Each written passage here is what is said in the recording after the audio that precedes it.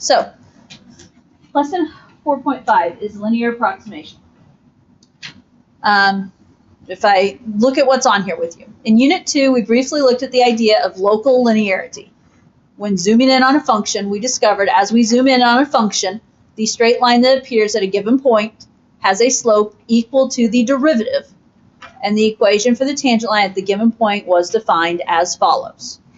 Okay, so the idea is there's always a possibility that you can zoom in enough that any piece of a curve looks like a straight line. And that's what we're talking about, the tangent line there. Okay? And this form right here, f of x, so this is like saying y equals, where f of a is your y point. So like your y1 plus the slope times x minus the x point. And that formula should seem familiar. That y1, we could put a couple of different places. It could be y minus y1, or where have we been putting it? Have we been putting it out front here, or we've been putting it out back?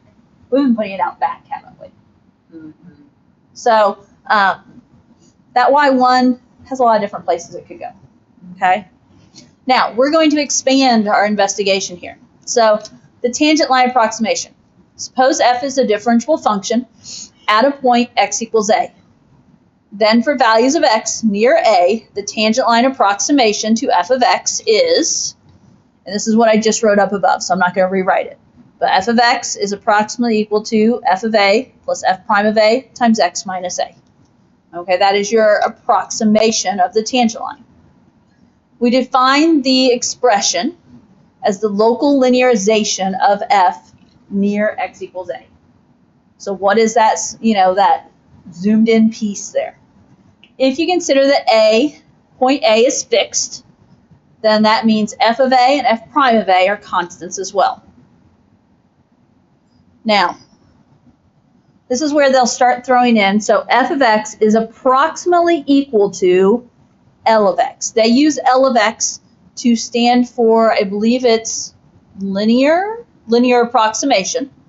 Okay, so that capital L is the linear approximation if x is close to a. Graphically, linear approximations, delta f, remember delta f is change in f, and so that is approximately your slope times your change in x. Now, we're also going to talk about linear approximation error. The error, or E of x you might see, is the linear approximation, or the vertical gap between the actual curve and the tangent line. I'm going to talk about that. I'm going to zoom in on this here in a moment. But that is your error. Okay, so how far the tangent line is off from the actual curve. You'll notice here they define error to be the absolute value of the exact amount minus the approximation. Multiplying by 100 can give you the percentage error there. Well, divide by exact and multiply by 100%. Now I'm going to zoom in on 1 a little bit so we can talk about 1. Okay? So 1 talks about it can be shown that the best linear approximation to f near a is the tangent line approximation. They ask us to label the true value of f of x, the tangent line, and the approximation. Okay, so we see our curve, yes. So in general, this is our curve. This is f of x. Where's our tangent line?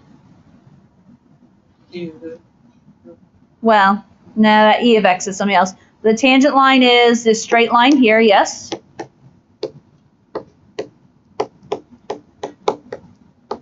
This is your tangent line. Okay. With this in mind, okay, they ask us to label the true value of f of x. And the true value of f of x, so here's my function, f of x, right? Where's my x value? Right here. So the true value of f of x is referring to that point right there. Okay, that is your true value. They labeled it as true value. When they say true value, you could also think of it as the exact value.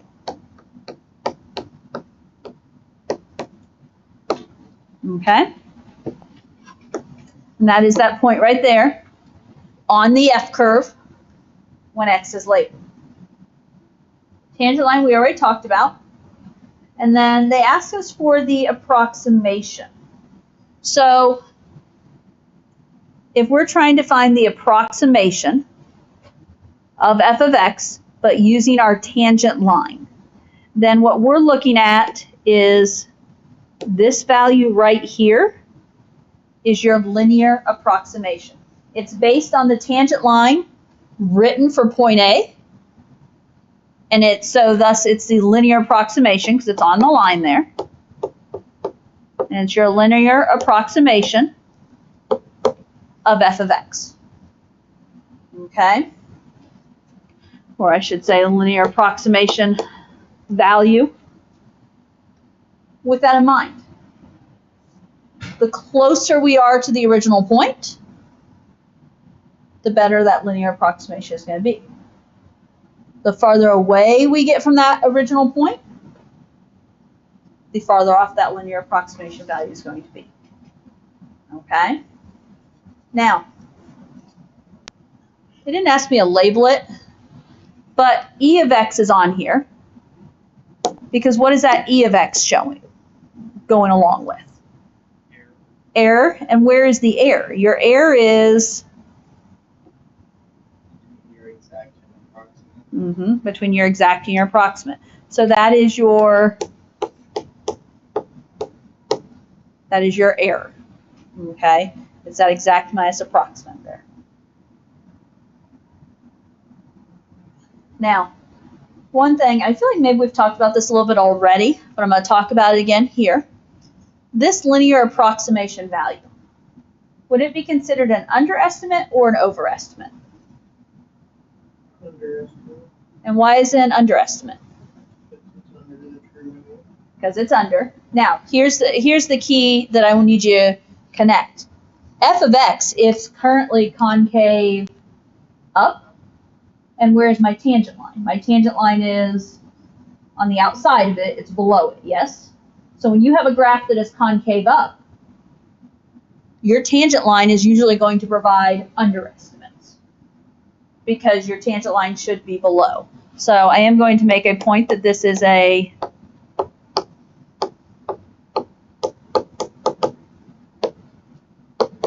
underestimate, okay? Since the graph is concave up and the tangent line is below provided graph.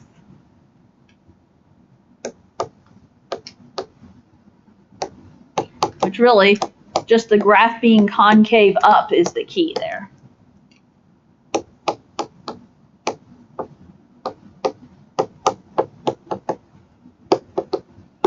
Okay? Are we okay with all that information there?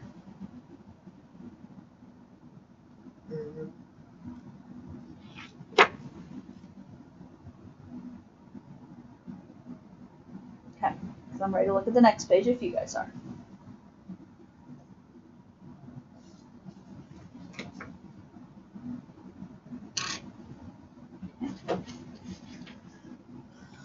On the next page, it talks about the procedure, and talks about the procedure for finding a linear approximation. Okay. Now, they're going to summarize here.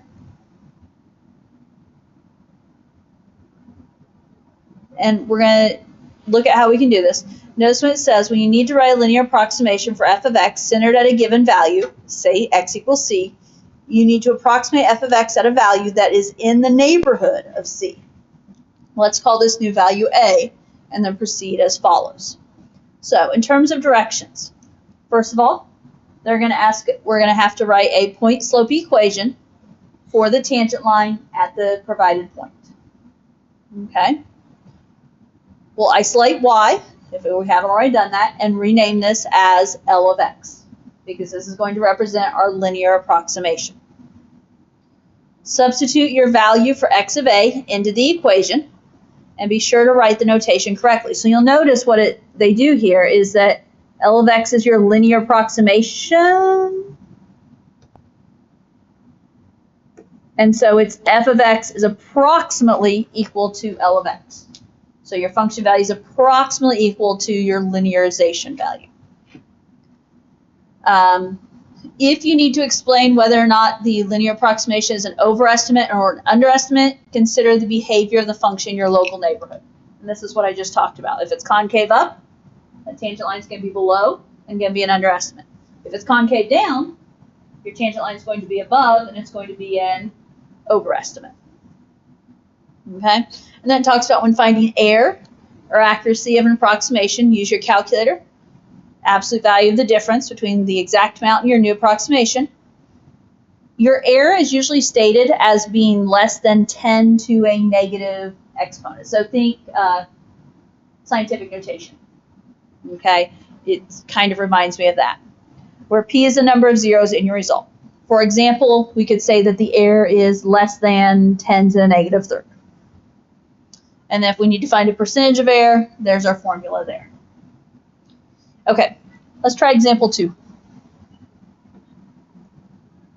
The directions are on your screen, or on your page. I'm not going to have them on mine, but that's all right.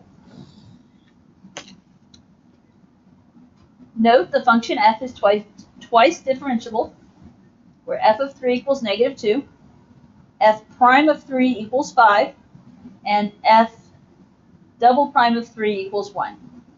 Write the equation of the tangent line, and then use the equation to find the value of f of 3.1. Okay. What information do they give me?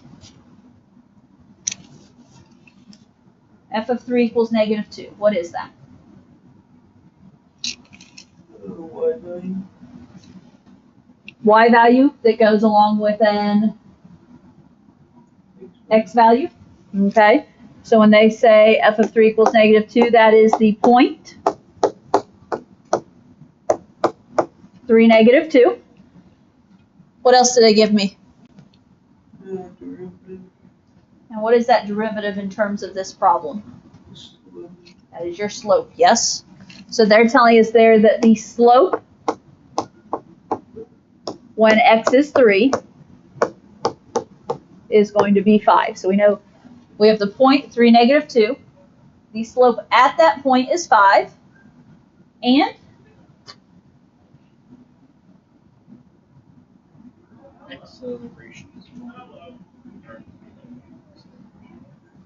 I mean, they tell us f prime of 3, f double prime of 3 equals 1. I would just think second derivative there. Yeah. From what I've seen, unless I'm overlooking something, it's extra. Okay? I mean, yeah, we haven't talked about concavity really much in here yet, have we? Not really. Well, eventually, I think that's a chapter, Unit 5 topic. We'll talk about that concavity can tell you, or second derivative can give you concavity information. We haven't really talked about that. In this scenario, that f double prime of 3 is just extra information.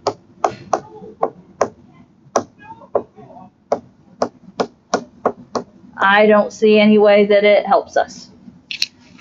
Okay, so they ask us to write the equation of the tangent line. So think in terms of filling in the f of x is approximately equal to L of x. Okay, so that's your y. And then if you look up above, it was f of a plus f prime of a times x minus a. That's the form we're looking at filling in.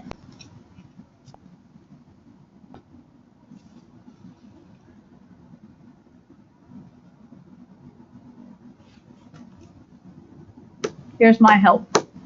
F of x, so the function is approximately equal to L of x, the linearization.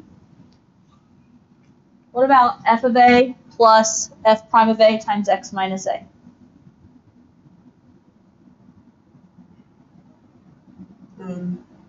It's going to be -2 plus 3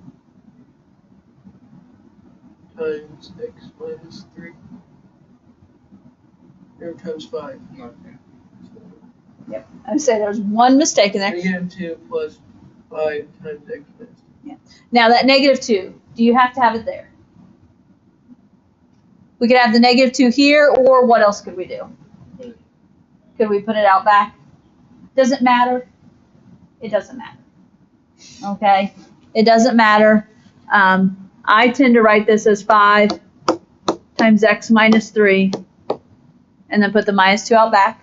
If you put the -2 out front, that's fine, as long as you realize -2 and 5 do not add, right?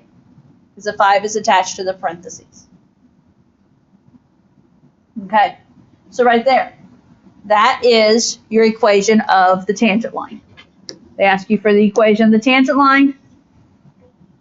That is it right there. What else did they ask us to do?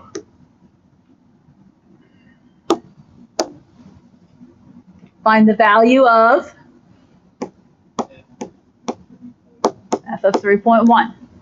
So we're trying to find the value of f of 3.1, which means we are going to be approximating the value of 3.1 using this equation. Okay? Good news is the math is usually pretty easy.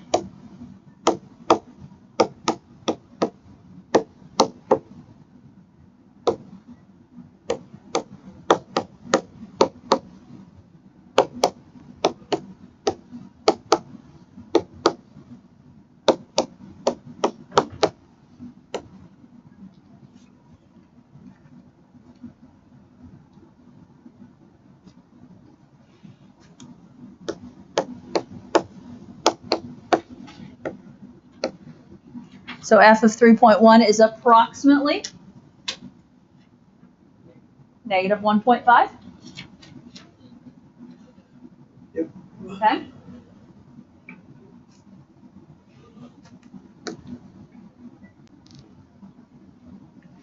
Now,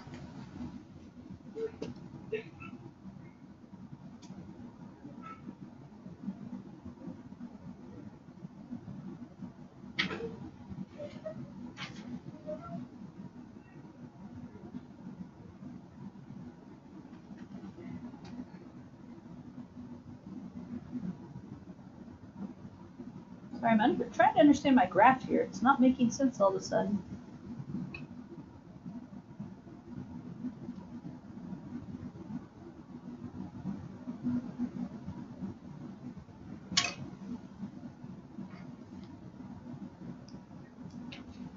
Okay.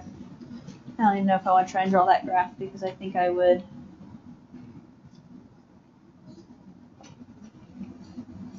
I guess what I can show you guys.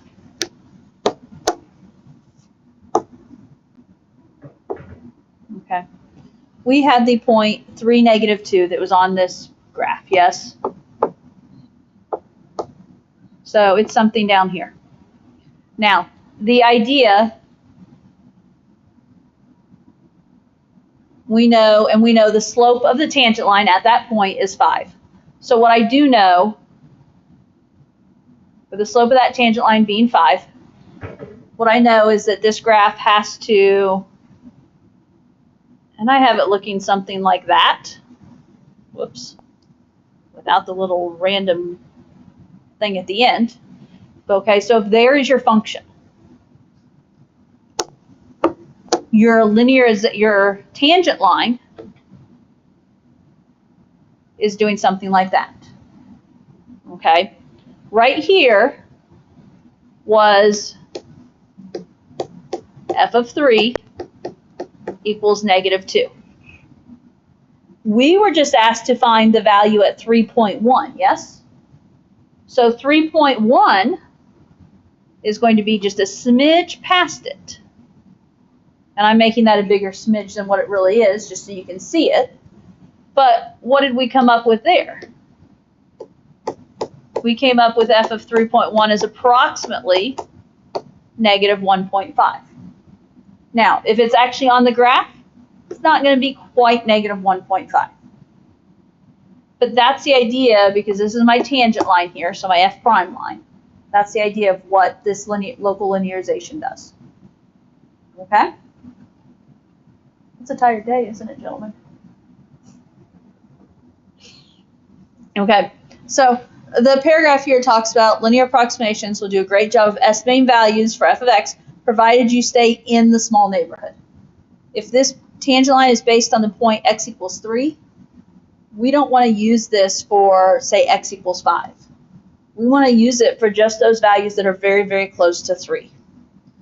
The farther away from that point we move, the worse the approximation becomes. While there's no easy method to determine how near or far away we can move from our point and still not have much error, we can predict that amount of error to give us an idea of how good our approximation model is. Okay, we're going to look at a famous linear approximation. It's used to describe vibrations. Pendulum motion is used as a method to simplify formulas in optics. So,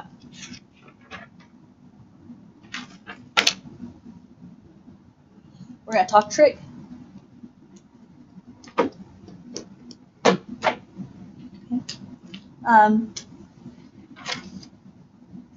Consider y equals sine x at the value x equals pi over 3. Now, we know the ordered pair corresponding to this angle is 1/2 comma square root of 3 over 2. Do those values sound familiar? Because remember, the order in an ordered pair is cosine sine, if you remember that from our trig circle there. Okay, so right there at pi over 3, cosine is 1/2, sine is square root of 3 over 2. Okay, so part A. Since the angle pi over 3 is approximately that 1.04 number, in other words, pi divided by 3, it's 1.04, let's write the linear approximation for 1.05. Very, very close to that neighborhood. Okay? Now, they gave us a point, yes? What else do we need besides a point to write our local linearization? We're going to need a slope. So, in order to talk slope, we should probably talk about a derivative. They provided me with the original function y equals sine x. What is y prime? What is the derivative of sine? Cosine x. And maybe I should have used f prime here, I guess. But we need to know the derivative evaluated at pi over 3. So we need to know y prime evaluated at pi over 3. What is cosine of pi over 3?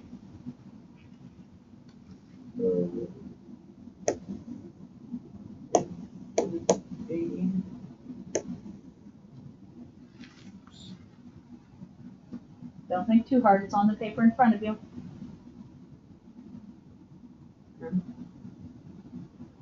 Cosine of pi over 3? Is 1/2, yes? Wait, how do we know we just need to take the derivative of that? Or we need to find the derivative of pi over 3? Okay, so we need the slope of the line at that point. And so this is based on the x value of pi over 3. And so we need to know the derivative at pi over 3. Okay. So now having a point and a slope, we have enough information to write our linearization. So f of x is approximately equal to L of x, our local linearization, which is point slope form here. Okay, why don't we write that out then too? Why don't we just pick L of X? Can I have your attention, please? Weights after school tonight are canceled. Weights tonight are canceled.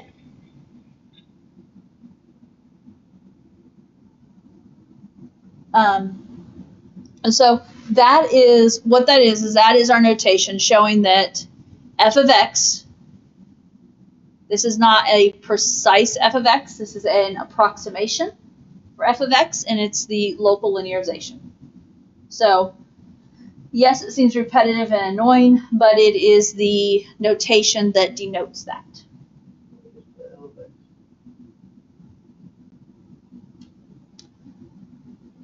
You can to an extent, but you want to be able to make that connection to f of x is the key. It's hard to explain at this point in the game. As we go farther with it, it becomes a little bit more apparent. Excuse me. But it just has to do with connecting your linearization to that function f of x. That it is approximately that. Okay? Now, what are we writing here? This is basically y equals, and we're doing our point slope form. So what's our slope? 1/2 times what goes in parentheses? X minus pi over 3. 1.05. Hold the 1.05 for later. Pi over 3 is the same thing as that, isn't it? Well, but we're not going to use the pi over 3. We need an ordered pair, and the ordered pair that corresponds at the angle pi over 3 is the 1/2 comma square root of 3 over 2. So we're using this as our x and our y value. Okay? Oh. But it says 4 Never x equals 1. Yeah, no, I realize. Never mind. Strike what I just said. You're right. Had I thought ahead to the next step, it would have made more sense to my brain at the time, too. Sorry. Pi over 3. Our x value is pi over 3. And then we do need our y value, which is plus the square root of 3 over 2. Okay. I still don't understand how we know that, though. Because they never gave us a y value for 1.05 x value. Okay, and that's where it comes down to, we know the ordered pair corresponding to the angle of pi over 3. If I ask you what is the sine of pi over 3? What is the sine of pi over 3? That's why they gave us this here. The sine of pi over 3 is square root of 3 over 2. But with that same logic, we didn't use 1/2 for x. Because, and this is where, okay, I was confused for a moment. This is your cosine value. Do I need the cosine value for the ordered pair? No. The cosine value ends up being my slope. Okay, so that ordered pair, what that ordered pair is doing is it's giving us our cosine and our sine values at pi over 3.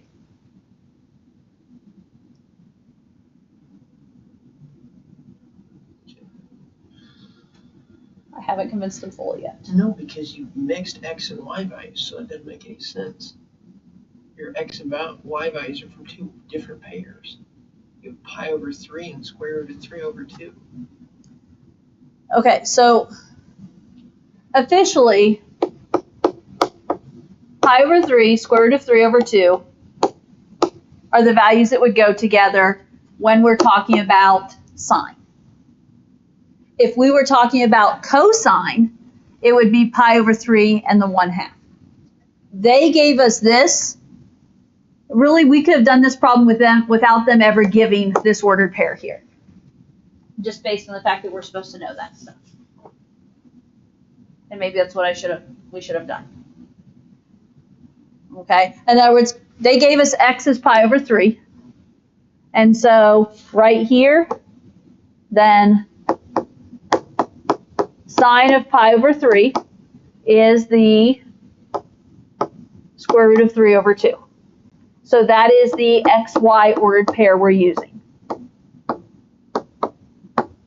Okay, down here, to get our slope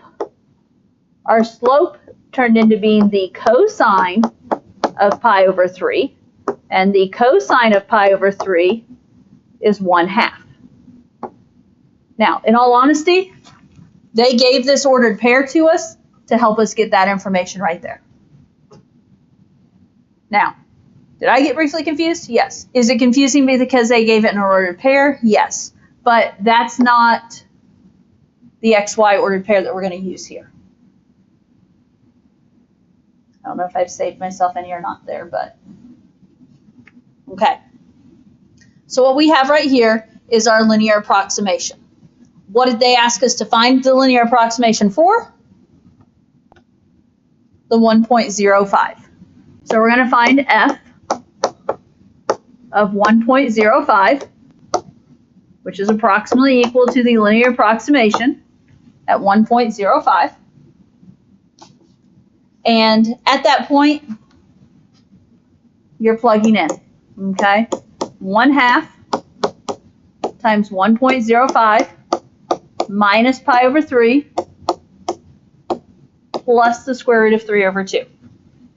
Notice, we haven't had to use it up until this point, but what were we noted here?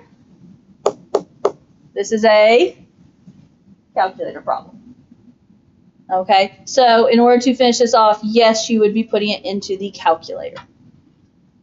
Okay, so our linearization at 1.05 is whatever you're going to get when you put that in, which I have as 0.867426.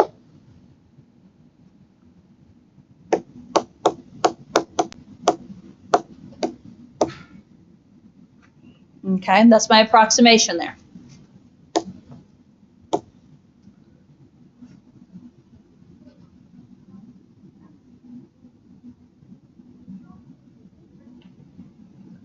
Okay.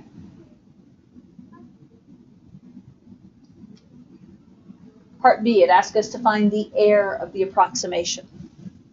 Okay, if you go back to the previous page, I don't know, it talks about the error being the exact minus the approximation. Okay, so in terms of, we want to be doing the exact of whatever f at 1.05 was minus the approximation. Okay?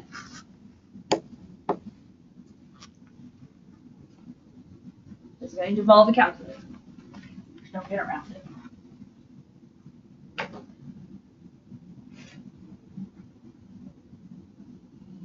Okay? Our exact, our original was sine, right? So we would be doing the, I believe, sine of 1.05. Okay. Minus what we just got there, which, so I'm going to go back real quick. I'm going to say 0.5 parentheses 1.05 minus, oh my gosh, I had to set a brain for where's pi, there we go. Pi over 3 in parentheses plus square root of 3 over 2. there's that 0.86 number. Now, the sign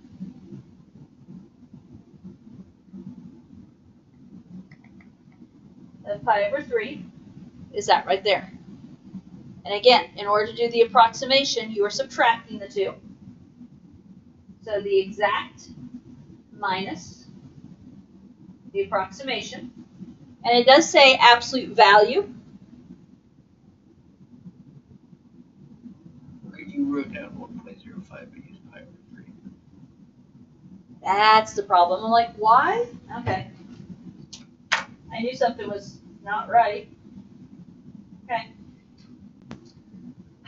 Sine of 1.05.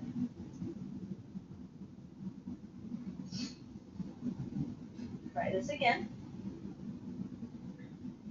Maybe I'll get the answer in my answer key now. Aha! I did get the answer in my answer key. That's much better. You flipped what you wrote down here. Because you just subtracted Okay. F from So just make it a negative. But it's absolute values. Exactly. It's going to be absolute value. So it's going to, I mean, officially, yes, it's absolute value of that negative. Now, if I take this out of scientific notation, 0.12345, 34026, I think. And I'm doing that for a reason. Okay. That was the negative 3.4026 times 10 to the negative 6th. Okay. Now, first of all, absolute value makes it positive. Second of all, when we talked about error, if you go back to that previous page, it talked about error would be expressed as less than 10 to the, and you look at how many zeros are in here. So we express this as error is less than 10 to the negative 5th because there are 5 zeros. So error is less than the absolute value. Oh, wait. My apologies. Absolute value is actually, the absolute value of the error is less than 10 to the negative 5th. And that's because there's the 5 zeros there. Okay? And we can pick up there tomorrow.